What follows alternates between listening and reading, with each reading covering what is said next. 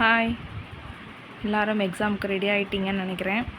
நாளைக்கு என்னென்னலாம் எடுத்து வைக்கணும் அப்படிங்கிறத இப்போவே நம்ம ரிமைண்ட் பண்ணிக்கலாம். ஃபஸ்ட்டு உங்களோட ஹால் டிக்கெட் எடுத்து வச்சுக்கோங்க. அது பிளாக் ஆர் கலர் எதுவானாலும் இருக்கலாம். Next 2 black ball point pens எடுத்துக்கோங்க. ஜெல் பென், இங்க் பென் அந்த மாதிரி எதுவுமே எடுத்துடாதீங்க. 2 black colour ball point pens மட்டும் வச்சுக்கோங்க. பென்சில், எரேசர் இது மாதிரி எதுவுமே வேண்டாம். ஏன்னா பிளாக் பாயிண்ட் பென்ஸு நம்ம யூஸ் பண்ணிக்கலாம். நெக்ஸ்ட்டு உங்களோட ஐடி ப்ரூஃப், அது Aadhaar card, voter ID, PAN card இது மாதிரி ஏதாவது ஒன்று இருக்கலாம். ஒரிஜினல் எடுத்து வச்சுக்கோங்க. நெக்ஸ்ட்டு அனலாக் வாட்ச், இப்போவே வாட்ச் ஒர்க் ஆகுதா இல்லையா அப்படிங்கிறத செக் பண்ணிக்கோங்க.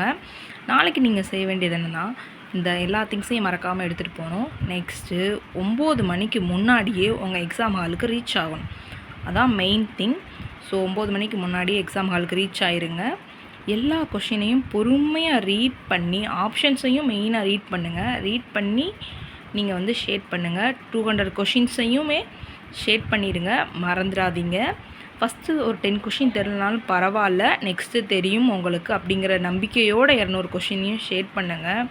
தெரியாத கொஷின்ஸும் நல்லா ரீட் பண்ணி உங்களுக்கு ஃபஸ்ட்டு எந்த ஆன்சர் இது ஓகே, நமக்கு இதுதான் ஆன்சர் கரெக்டு அப்படின்னு பிளிங்க் ஆகுதோ அந்த ஆன்சரை ஷேட் பண்ணிடுங்க. முடிஞ்ச அளவுக்கு ஏபிசிடிலே நீங்கள் அந்த ஆப்ஷன்ஸை ட்ரை பண்ணி ஷேட் பண்ணுங்கள்.